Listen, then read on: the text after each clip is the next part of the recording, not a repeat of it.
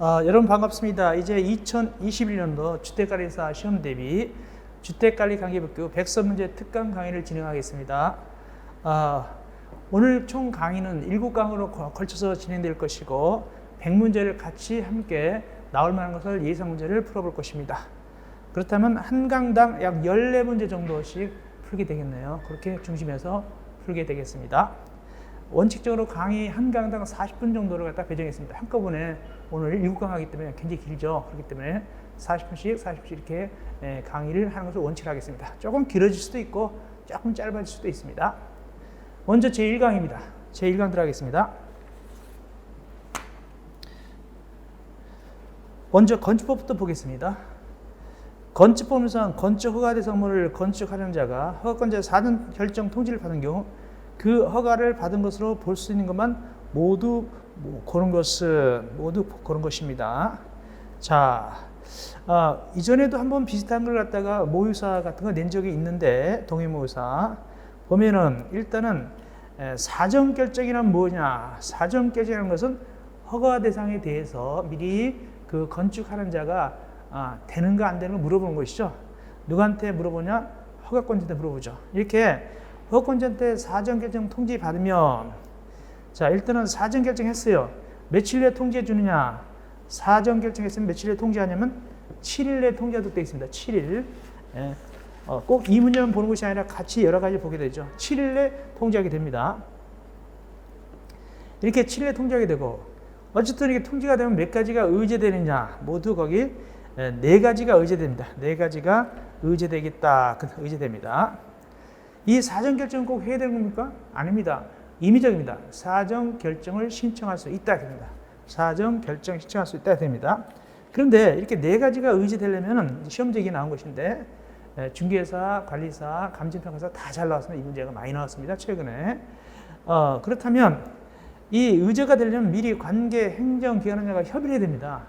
협의하면 며칠 내에 의견을 줘야 되냐면 관계 행정기관자는 15일 내에 의견 줘야 되고 만약에 의견을 주지 아니하면 어떻게 하냐? 협의가 이루어진 겁니다. 협의가 이루어진 겁니다. 그 다음에 가장 중요한 건 뭐냐? 이게 사전 결정 받았으면 통지 받았으면 몇 년 내에 진짜로 건축을 시작했는다? 2년 내에 사전 결정 받으면 2년 내에 진짜로 건축을 신청해야 됩니다. 만약에 그리하지 않으면 사전 결정 효력이 상실됩니다. 이것이 가장 중요한 부분이죠.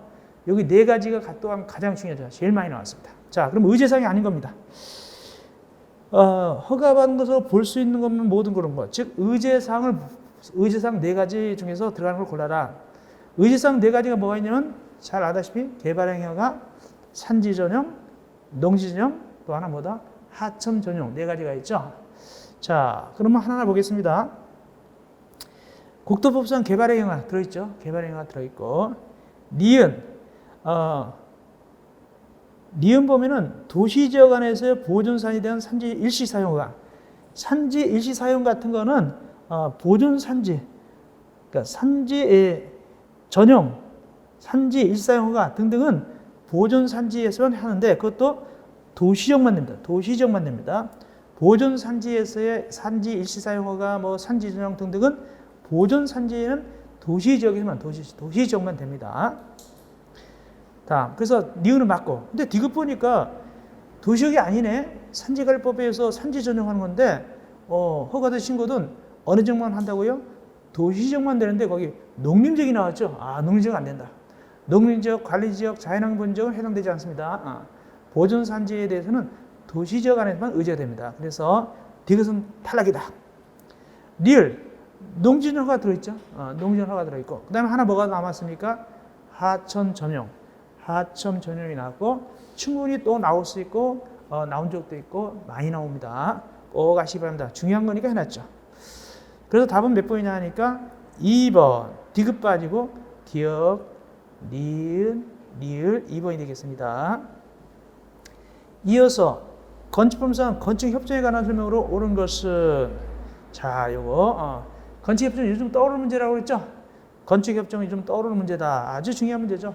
최근에 중개사도 나왔고 우리도 나왔고요. 굉장히 중요합니다. 자, 조례는 고려하지 않는다. 그냥 일반적으로 답을 하면 되겠습니다. 첫째, 옳은 것. 옳은 것입니다.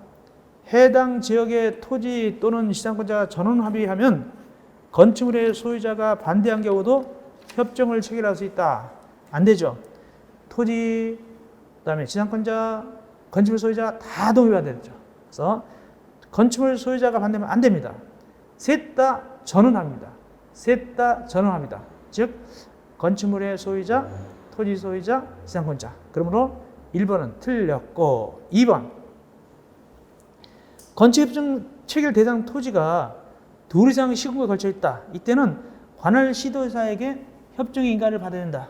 이렇게 이제 두 건데 겹쳐져 있죠. 이렇게 걸쳐 있으면 여기가 이제 A시고 여기가 B시다.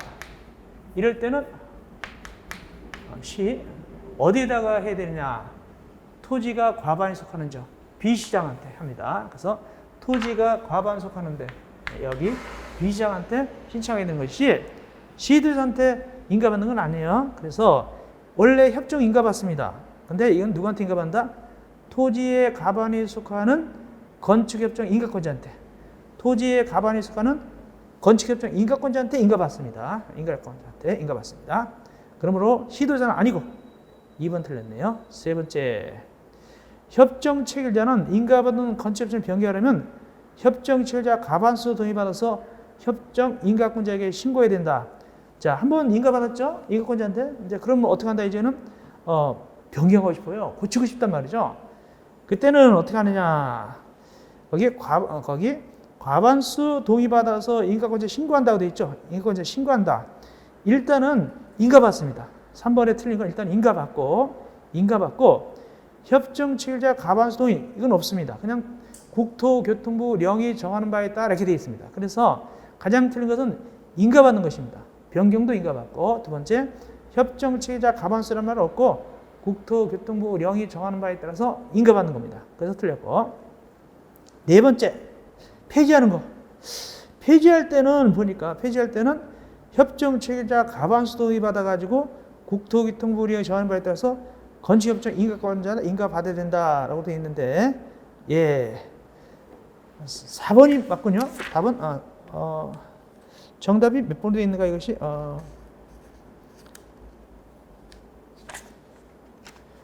정답이 잘못되어 있는 것 같아요. 자, 2번은 답은 4번입니다. 4번. 5번은 잘못되어 있죠. 4번으로 보시면 되겠습니다. 4번으로.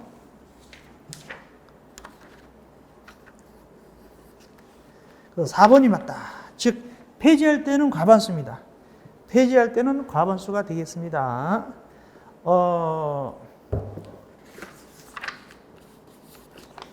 그러면 시작할 때는 전원합의고요. 시작은 전원합의, 폐지는 과반수입니다. 그래서 4번이 맞다. 그럼 5번은 왜 틀렸을까? 5번, 답은 4번이고 4번은 고치면 돼 있고, 5번은 왜 틀렸을까? 건축협정에서 달리 정하지 않는 한 건축협정이 공고된 후 건축협정구에 있는 토지에 관한 권리를 협정 체결자부터 이전받은 자는 협정에 따를 필요가 없다. 인수인계가 됐다는 얘기죠. 그러니까 한마디로 샀다는 얘기죠. 주체가 변경됐다는 얘기죠. 소유권이 변경됐다는 얘기죠. 이럴 때도 역시 협정 체결에 따라야 됩니다. 안 따르면 안 됩니다. 꼭 따라야 됩니다. 따를 필요가 없다? 아니야. 새로운 주인도 따라야 합니다. 그러므로 5번도 틀렸다. 답은 4번이 되겠습니다. 시작은 전원합의, 폐지는 과반수. 꼭 외우셔야 됩니다. 이거. 이어서 문제 3번으로 가시겠습니다. 건축법률상 건축허가에 관한 설명입니다. 옳은 것은 천천히 해보겠습니다. 맞는 것을 고르라면 맞는 것. 그럼 틀린 이유를 다 말씀드리겠습니다. 틀린 이유를. 숙박시설에 해당하는 건축물의 건축을 허가한 경우 건축물의 용도 규모가 주거환경 등 주변 환경을 고려할 때 부적합하다 인정되면 도시계획위의 심의 거쳐서 건축을 하지 않을 수 있다. 소위 이게 뭐냐면 이제 건축 제한인데 숙박시설, 유락시설 같은 거죠. 숙박시설, 유락시설은 이게 부족하다. 뭐에 대해서? 주거환경. 여긴 주거환경만 나오는데 또 뭐 있죠? 교육환경. 주거환경이나 교육환경이 봤을 때 이거 안 되겠다 싶으면은 허가를 안 내줄 수도 있어요. 다만 어디 심의를 거치냐니까 도시계획위원회 심의가 아니라 뭐죠? 건축위원회 심의입니다. 건축위원회 심의를 거쳐서 허가 안 내줄 수도 있습니다. 그래서 1번은 틀렸고, 또 안 내지는 경우도 있죠. 어떤 경우일까요? 상습 침수 지역. 상습 침수 지역. 그 지하에다가 거실로 사용한다. 그러면 그때도 역시 상습적으로 물이 차는 데는 안 내줄 수도 있습니다. 이것도 역시 뭘 거쳐야 된다? 건축위원회 심의를 거쳐야 됩니다. 자, 1번 틀렸고 2번 연면적 기가 10만 제곱미터 이상인 건축물을 광역시에 건축한다. 10만 제곱미터 이상인 건축물을 광역시에 건축하네. 이때는 광역시장 허가를 받아야 하고 공장, 창고 등 제한다. 맞죠? 2번이 가장 전형적으로 맞습니다. 2번이 맞습니다. 특별시에 건축할 때는 특별시장이 허가받는 것이고, 그래서 2번이 맞고, 세 번째, 고속도로 통행로 징수서를 대수리하는 자는 시장군수청 허가를 받아야 된다. 고속도로 통행료 징수서는 건축물을 정하지 않잖아요. 건축물을 정하지 않기 때문에 허가 여부를 따질 필요가 없습니다. 그것은 허가 여부를 따질 필요가 없다. 고속도로 통행 징수서는 건축물을 정하지 않는다고 되어 있잖아요. 그러므로 허가 여부를 따질 필요가 없고 받을 필요도 없습니다. 네 번째, 허가관제는 건축허가반자가 허가받는 1년 내 공사 착수하지 않을 때 취소해야 된다. 취소해야 된다는 맞죠? 취소해야 됩니다. 다만 1년이 아니라 보통 몇 년입니까? 보통은 2년입니다. 2년. 그럼 공장은 몇 년일까요? 3년. 보통은 2년, 공장은 3년 내 하지 않으면 취소해야 되고 연장 얼마 가능합니까? 정당한 사유 있으면 1년까지 연장 가능하고 취소할 수 있다거나 취소하여야 한다. 이게 굉장히 중요합니다. 취소하여야 한다. 주택법은 취소할 수 있다. 주택법 꼭 기억해야 됩니다. 이걸 잘 나옵니다. 다음 다섯 번째, 건축위원회 심의받았어요. 그러면 심의 결과를 통지받은 다음부터 1년 내 건축을 신청하냐면 건축의 심의 여력이 상실된다. 그럼 원칙적으로 그 위원회 심의받아서는 몇 년 내에 그러면 건축을 진짜로 신청해야 되냐? 1년이 아니라 2년 내. 2년 내 건축을 신청해야 되죠. 이거 많이 나오는 질문이죠. 종전에도 많이 나왔습니다. 2년 내 신청해야 되죠. 그렇지 않으면 효력이 상실합니다. 또 건축의 심의를 거쳐야 됩니다. 이어서 네 번째입니다. 4번 문제.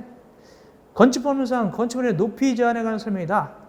단 건축법 73조에 따른 특례 조례는 고르지 않고 일반적으로 답을 하면 되겠습니다. 일반적으로. 옳은 것을 골라보시오. 맞는 걸, 이것도 틀린 것을 하나하나 살펴보겠습니다. 자, 일단 봅시다. 허가권자는 같은 가로구에서 건축물의 용도 형태에 따라서 건축 높이를 다르게 정해서는 안 된다. 가로구형 높이 제한은 같은 지역이라 하더라도 용도, 형태에 따라서 높이를 다르게 정할 수도 있죠. 그래서 1번 틀렸다. 다르게 정할 수가 있습니다. 이것도 중요하고. 2번, 가로구역별 높이를 정하는 경우는 지방건축의 심의를 거치지 아니한다. 가로구역별 높이 정할 때는 지방건축 심의를 거쳐야 됩니다. 거쳐야 되고요. 세 번째, 가로구역별 단위로하여 건축 높이를 정공함에 있어서 높이는 지표면으로부터 건축물의 상단까지 높이로 한다.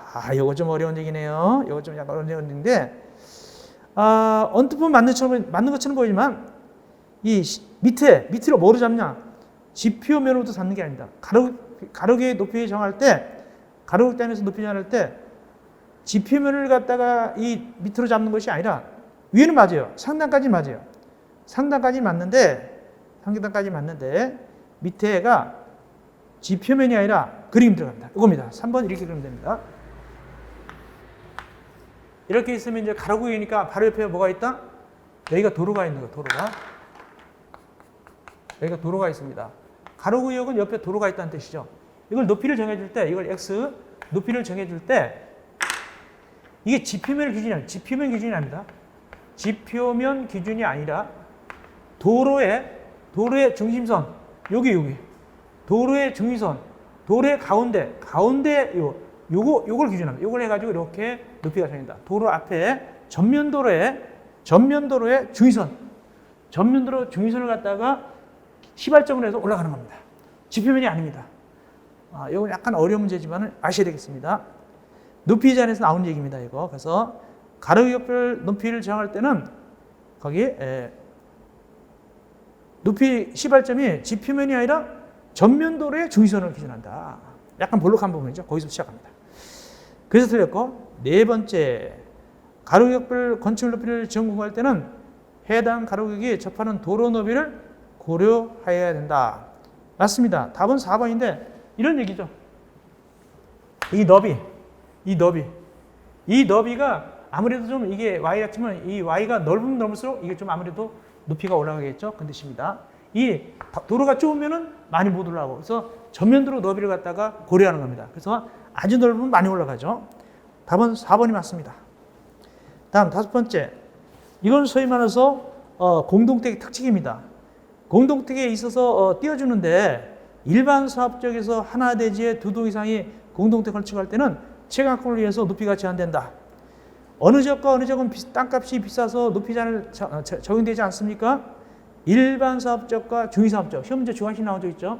일반 사업적과 중위사업적은 제외됩니다. 그러므로 5번 틀렸습니다. 일반 사업적, 중위사업적 주관식으로 가르쳐놓고 나온 적이 있습니다. 일반 사업적, 중위사업적은 제외됩니다. 그러므로 5번 틀렸다. 답은 4번이 되겠습니다. 이어서 문제 5번입니다. 건축법률 3. 면적이 200제곱미터 이상 대지에 건축하는 건축주는 용도지역 및 건축물의 규모에 따라서 해당 지방자치단체 조례로 기준에 따라서 대지의 적용이나 그 밖에 필요한 조치를 해야 된다. 이거 주관식 나온 적 있죠? 대지 면적이 얼마 이상일 때 적용하는가? 200 적는 거 주관식 나왔습니다. 200 적는 거. 일단 200 적는 거 주관식 나왔고. 자, 그런데 다만 예외적으로 적용 등의 조치를 필요하지 않는 건축물을 허용하고 있다. 즉 예를 고른 겁니다. 이런 예외에 해당하는 것을 모두 골라보시오. 이러한 예외에 해당하는 것을 모두 골라보시오. 안 해도 되는 거. 대지 면적이 200제곱미터 이상이지만 안 해도 되는 걸 골라보라. 그 뜻입니다. 모두 골라보라. 다만 그 밖에 조례, 건축법 73조 특례 등 건축법 중 고려하지 않는다. 그냥 일반적으로 답을 하라. 그 뜻입니다. 자, 축사.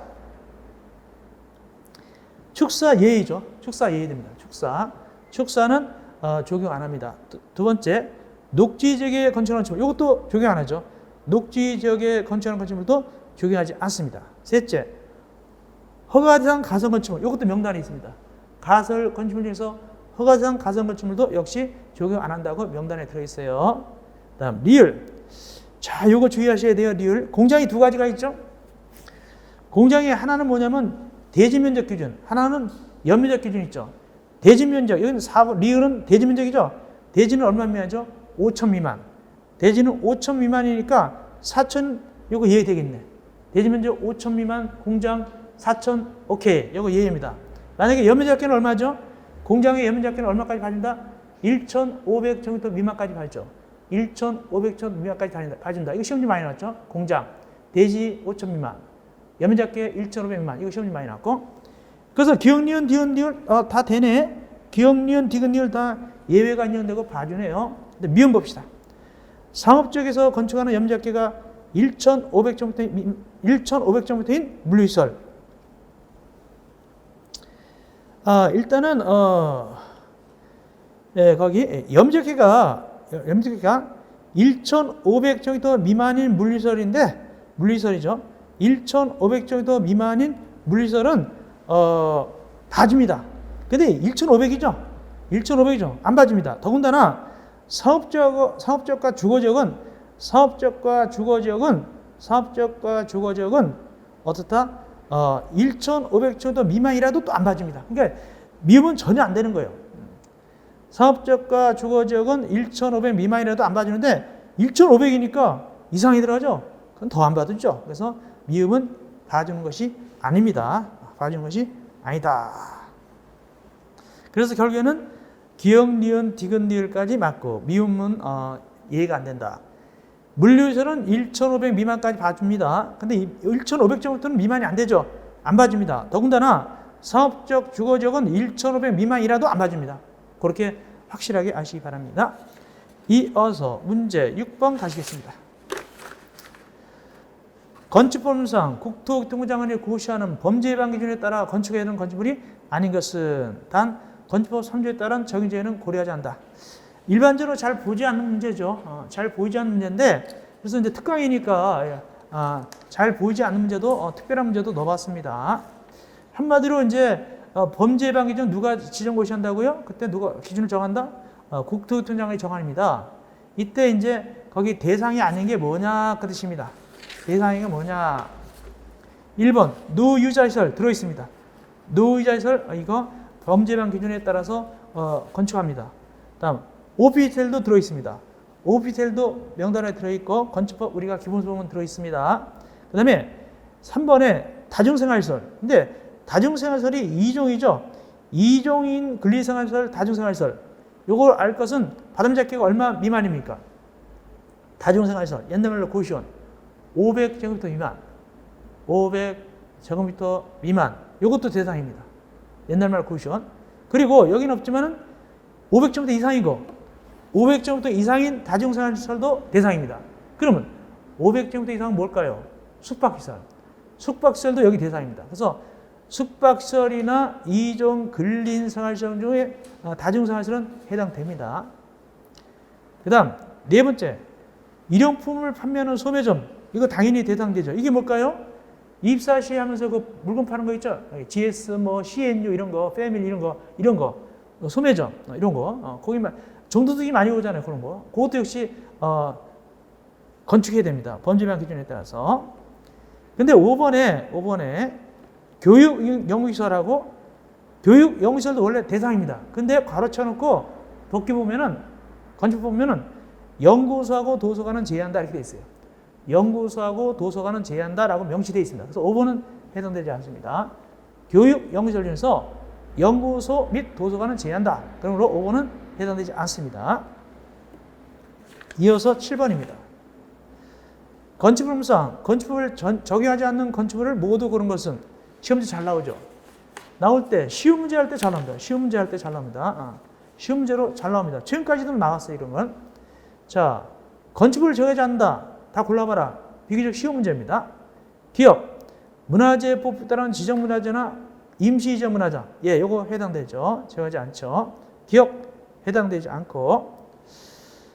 옛날에는 임시이전문화재를 가지정문화재라고 했어요. 가지정을 요즘은 이제 임시이전 이렇게 변했습니다. 두 번째, 철도, 궤도, 설보지 않는 운전문화재. 이것도 예의죠.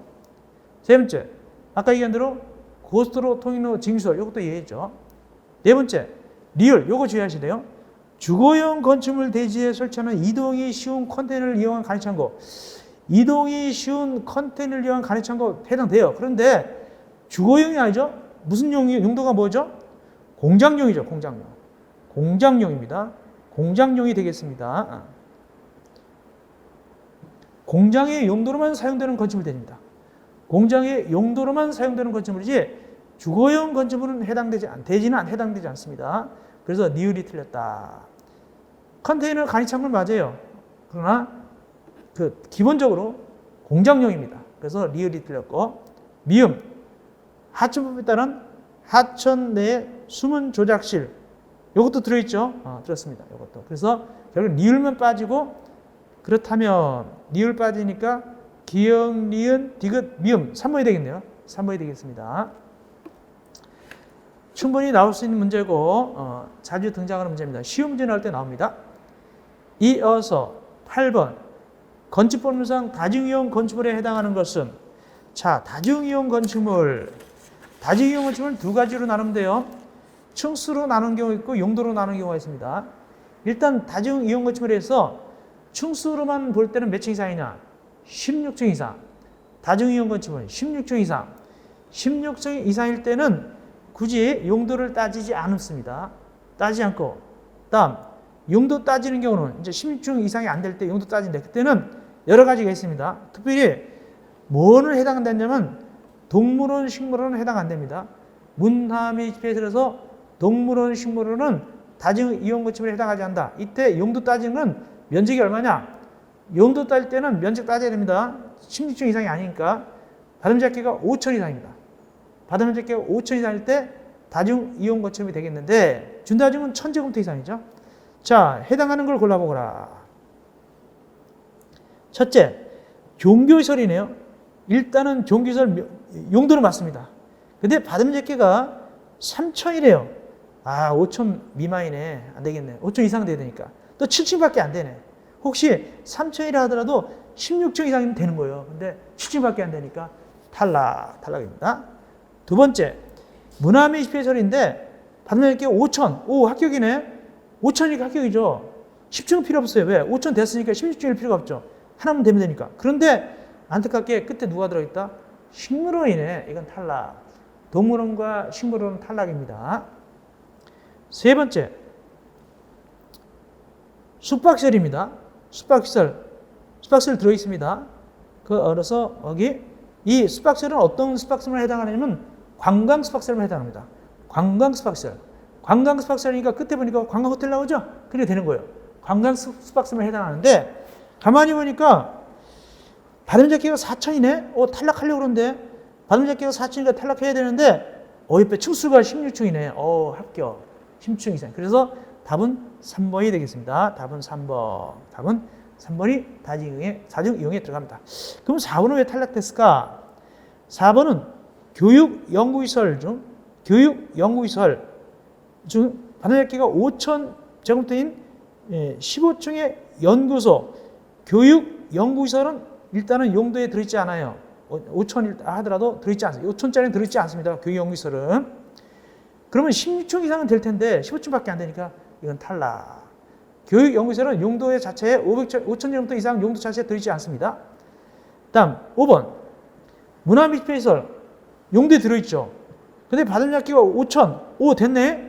근데 맨 끝에 안타깝게 동물원 안 됩니다. 식물원 안 됩니다. 15층은 안 되더라도 5천이니까 되려고 그랬는데 동물원, 식물원이기 때문에 탈락입니다. 그렇다면 답은 3번이 되겠습니다. 이렇게 생각하는 문제가 나온 적이 있어요. 진짜로. 이렇게 생각하는 문제가 진짜로 나온 적이 있습니다. 그래서 이렇게 문제를 재구성한 겁니다. 이어서 9번 건축법상 건축물에 대지와 도로에 관한 설명을 옳지 않은 것은 건축법상 적용제의 규정 및 건축협정에 따른 특례는 고려하지 않는다. 일반적으로 답을 하면 됩니다. 옳지 않은 것, 틀린 것을 물어보고 있습니다. 주민이 오랫동안 토인으로 이용되고 있는 사실상 토인으로서 해당 지방자치단체 조례로 정하는 경우 건축법상 도로는 이강에 동의받지 않고 건축위원회 심의를 거쳐서 그 도로를 변경할 수 있다. 자,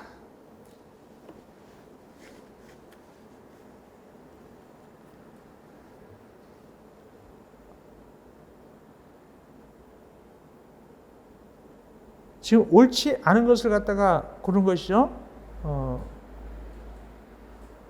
요거 좀 어려운 걸 했네요. 자, 제가 문제 낼 것도 헷갈렸어요. 1번 틀렸습니다. 왜 1번이 틀렸을까? 자, 설명드리겠습니다. 전제 설명드리겠습니다. 일단은 거기에 핵심이 뭐 때문에 틀렸냐면 1번 끝에 변경 때문에 틀렸는데 문제는 약간 좀 까탈스러운 문제입니다. 좀 깊이 있는 문제입니다. 변경 때문에 틀렸다. 설명 들어갑니다.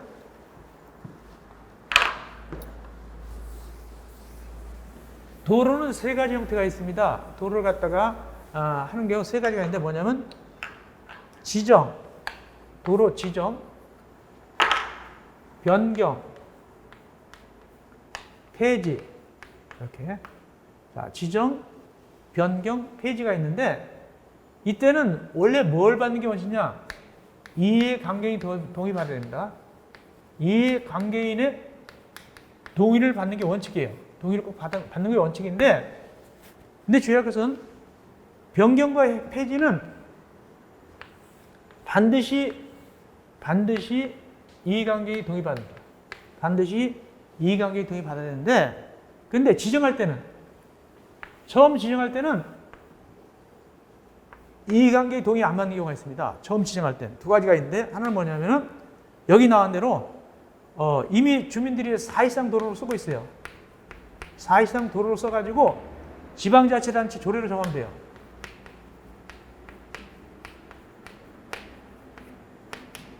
네. 조례를 정할 때. 그럴 때는 동의 안 받아도 괜찮아요. 또 하나 뭐냐면 생각날 거예요. 외국에 나갔어요. 이해관계인이 어디 나갔다? 이해관계인이 동의받으려고 하는데 이해관계인이 국외에 나가가지고 동의받을 수가 없어요. 동의를 못 받겠단 말이죠. 그때는 동의 안 받아도 괜찮아요. 이 두 가지. 근데 이렇게 동의 안 받는 거는 처음 지정할 때만. 처음 지정할 때만 이 두 가지 이해가 있지, 변경 폐지는 반드시 받아야 돼요. 변경 폐지는 반드시 받는다. 그래서 1번은 맞는 것 같지만은 왜 받아야 되냐? 왜 이강의 동의를 받아야 되냐? 끝에 변경이니까. 만약에 지정글은 맞아요. 그 도로를 지정할 수 있다. 그럼 맞는 겁니다. 그러나 변경할 수 있다. 폐지할 수 있다면 틀린 거예요. 답은 1번이 되겠습니다. 1번. 좀 깊이 있는 얘기를 해드렸습니다. 1번. 처음 지정은 1번 같은 경우는 이해관계 동의 안 받아도 괜찮습니다. 그러나 변경과 폐지는 이러한 예의가 없습니다. 반드시 이해관계를 동의 받아야 됩니다. 그래서 1번 틀렸다. 답은 1번이고. 두 번째, 여미잡기가 3,000제곱미터인 축사의 대지는 너비 6m 이상 도로에 4m 이상 접할 것이 요구되지 아니한다. 맞는 얘기인데 뭔 소리냐? 이런 얘기입니다. 이 원래 대지와 도로는 얼마 접해야 됩니까? 여기 도로가 있고 여기 대지가 있다. 원래 몇 미터 접해야 되죠? 2m 접해야 되죠? 그러나 건물이 클 때는 이 건물이 연면적기가 얼마 이상일 때는 보통 얼마 이상일 때는 2,000제곱미터 이상일 때 공장은 얼마? 공장은 3,000제곱미터 이상일 때 이럴 때는 어떻게 한다? 요게 몇 미터고 여기가 도로 너비가 6m고 여기가 2m가 아니라 4m가 돼야 되죠? 이렇게 돼야 됩니다. 근데 여기 뭘 얘기하는 거예요? 축사는 예외죠. 축사는 이런 거 따지지 않습니다. 그래서 공장인 경우는 3,000제곱미터는 해당돼요. 공장. 일반 건물은 2,000제곱미터고 공장은 3,000제곱미터일 때 너비 6m 이상 도로에 4m는 접하지만 축사는 들어가지 않는단 말이죠. 요구되지 않는다. 맞아요. 갖고 세 번째, 건축물 주변에 허권자가 인정한 공원인 경우는 건축물의 대지가 자동차 전용 도로가 아닌 도로에 2m 이상 접할 것이 요구되지 아니한다. 일반적으로 그 건축물 주변에 허권자 인정 공원이 있어요. 공원이 있습니다. 거기다 이제 건물 못 짓죠. 그럴 때는 굳이 2m 이상 접할 필요가 없어요. 그곳에 출근하면 되니까. 그때는 2m 이상 접할 필요가 없습니다. 그리고 여기 자동차 전용 도로가 아닌 도로는 혹시 우리가 2m 이상 접한다 그러면 여기는 자동차 전용 도로 아닌 거에도 접해야 돼요. 그런 얘기가 돼 있고. 맞고. 왜? 허가권자가 인정한 공원이라는 것은 건물 들어가지 않는 곳입니다. 그쪽으로 출근하기 때문에 굳이 2m 이상 접할 필요가 없어요. 다음 네 번째, 아까 얘기했죠. 염자키가 1,500천 미만인 공장을 건축하는 건축은 대지의 적용 등에 조치하지 아니할 수 있다. 그렇죠. 아까는 공장 대지했었죠. 얼마를 했었습니까? 5천 미만이었죠. 그 다음에 염자가 얼마죠? 여기 1,500 미만이죠. 둘 다 봐주죠. 맞습니다. 다섯 번째, 도로면으로부터 높이 4.5m 이하의 창문을 열고 닫을 때는 건수선의 수면을 넘지 않는 구조를 해야 된다. 아주 유명한 지문이죠. 알고 있죠. 이건 많이 봤죠. 4.5m 요거. 그림 그린다면 굳이 이렇게 그린다면 이렇게 되죠. 4.5m.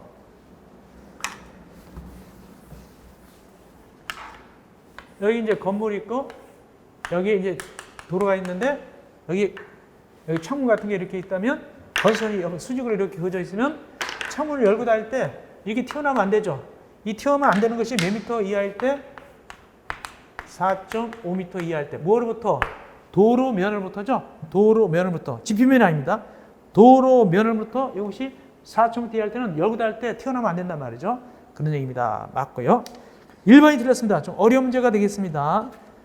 지정만 예입니다. 변경 폐지는 이해가 안 됩니다. 이어서 10번 문제 가시겠습니다.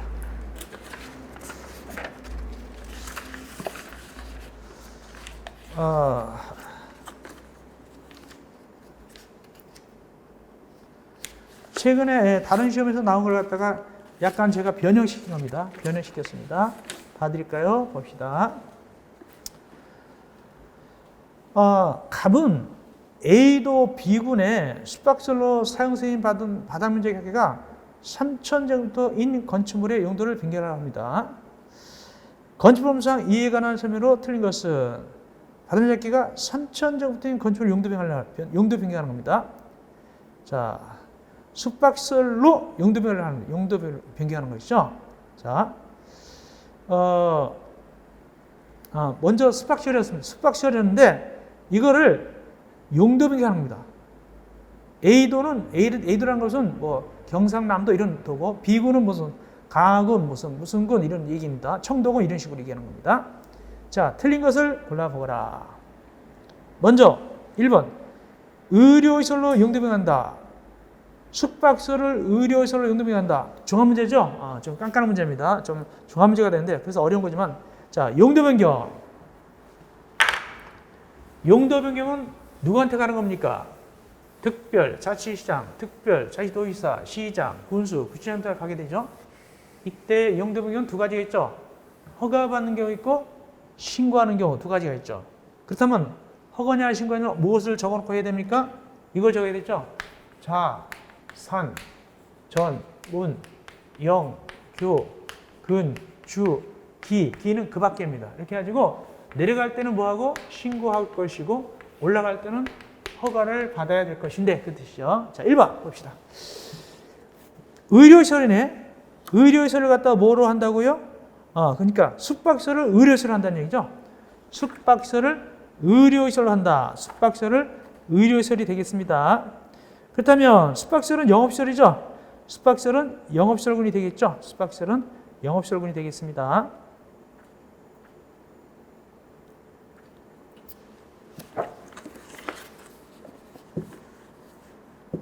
자, 0. 숙박시설이 0이니까 0, 여기 들어있죠. 0. 그걸 뭐로 한다고요? 의료시설. 의료시설은 뭐에 들어가냐면은, 거기 교육 및 복시설. 여기 바로 밑에 있네? 이거 내려가네? 교육 및 복시설이 의료시설이 들어있으니까. 그렇다면 신고해야 되겠죠? 자, 1번 신고한다. 맞습니다. 신고해야 된다. 맞네. 두 번째, 종교시설로 할 때는 용도변경 허가를 한다. 허가를 받아야 된다. 자, 여기 숙박시설인 이 영업시설군을 갖다가 종교에서는 뭐에 들어가죠? 문화 및 집회시설 위로 올라갔죠? 종교에서는 문화 집회시설군이죠? 종교에서는 문화 집회시설군 위로 올라갔네? 허가받는다. 맞고. 세 번째, 갑이 받은자께가 1,000제곱대의 부분에 대해서만 업무시설로 용도변경할 때는 사용 승인을 받지 않아도 괜찮다. 일단은 업무시설로 용도변경이 허가냐 신고 봅시다. 업무시설이 용도변경하는 거. 업무시설은 어디 속하냐? 주거 업무시설이죠. 여기 속합니다. 그래서 여기서 주가 아니니까 신고하는 거죠. 여기서 주니까 신고 아니겠습니까? 영업시설을 해서 주거 업무시설건. 이거 신고 대상인데 주의할 것은 이 사용 승인은 말이죠. 사용 승인은 허가를 받든 신고를 하든 다 사용 승인 대상입니다. 허가를 받든 신고를 하든 사용 승인 대상인데 단 면적이 얼마 이상일 때 허가받든 신고하든 다 사용 승인 대상인데 여기 신고지만은 대상 면적이 얼마 이상일 때 100제곱미터 이상일 때 100제곱미터 이상일 때는 사용 승인 받아야 됩니다. 근데 1,000이니까 꼭 받아야 되겠죠. 그래서 3번이 틀렸다. 사용 승인을 받지 않아야 된다? 받아야 됩니다. 왜? 100제곱미터 이상일 때는 받도록 되어 있으니까 허가 또는 신고 대상으로서 받은자께가 용도변경하는 것이 100제곱미터 이상일 때는 사용 승인 규정을 준용하니까 받아야 된단 말이죠. 근데 1,000인데 안 받는다고? 틀렸다. 1,000이면 당연히 받아야 된다. 답은 3번이 되겠습니다. 완전히 종합 문제죠. 이렇게 우리 머리 쓴 것도 해봐야 됩니다. 그러면 요거 말고 또 하나 뭐가 생각납니까? 건축사 설계 규정 준용. 건축사 즉 용도변경을 하더라도 건축사가 설계를 해야 된다. 건축사 설계 규정 준용. 이건 허가 대상만 해당하죠. 허가 대상으로서 용도변경 허가 대상으로서 받음자께 얼마 이상일 때까요? 성날지 모르겠는데 받음자께 500제곱미터 이상일 때 500제곱미터 이상일 때는 건축사 설계 규정을 준용하죠. 500제곱미터 이상 100은 뭘 준용하고? 사용 승인을 준용하고. 그래서 3번 틀렸다. 1000이니까 당연히 사용 승인 받아야 됩니다. 그럼 4번은 왜 맞는가 봅시다. A 도시사는 도시 군계획이 필요하다고 인정하면, 그렇죠. 특별시장, 과시장, 도지사가 도시 군계획이 필요하면 제한할 수 있잖아요. 특별시장, 과시장, 도지사가 제한할 수 있다. 자기가 데리고 있는 누구를? 시장, 구수, 구청장을 제한할 수 있죠. 그러니까 A 도시사는 자기 밑에 있는 군수를 갖다가 제한할 수 있어요. 어떻게? 용도변경 허가를 제한할 수 있게 되겠죠. 제한할 수 있습니다. 왜 그러냐면은 용도 변경도 법 규정 보면은 건축허가 등의 제한 규정을 준용하도록 되어 있어요. 깊이 들어가면 용도 변경 제한도 우리가 건축허가 등 제한하는 거 있죠. 그걸 준용하도록 되어 있어요. 그러므로 제한할 수 있어요. 규정에 참고적으로 법 19조 7항에 보면 좀 깊은 얘기지만 들어 있어요. 그래서 우리가 일반적으로 건축허가 등을 제한하죠. 어떻게? 특별시장, 과시장, 도의사 또는 국토교통부 장관이 건축허가 등을 제한하잖아요. 건축허가 등 제한이 무엇입니까? 허가를 제한할 수도 있고 허가받은 착공도 제한할 수 있죠. 착공도 제한할 수 있습니다. 근데 그 규정을 갖다가 용도 변경도 준용해요. 그래서 용도 변경도 제한할 수 있어요. 그러므로 4번은 맞습니다. 다섯 번째, 비금수는 갑이 판매시설과 위락시설의 복수 용도로 용도 변경하는 경우는 지방 건축의 심의를 거쳐서 이를 허용할 수 있다. 복수 용도 법이 허용한 데에서 허락할 수 있죠. 맞습니다. 복수 용도. 그렇다면 틀린 것은 3번이 되겠습니다. 100제곱미터 이상할 때는 사용 승인을 받아야 합니다. 자, 여기까지 하고 일단 쉬었다 하겠습니다. 11번은 어디서 한다? 제 2강에서 만나 뵙겠습니다. 건축부분 좀 시간이 걸려요. 해설하려면. 그래서 11번부터는 제 2강에서 만나 뵙겠습니다.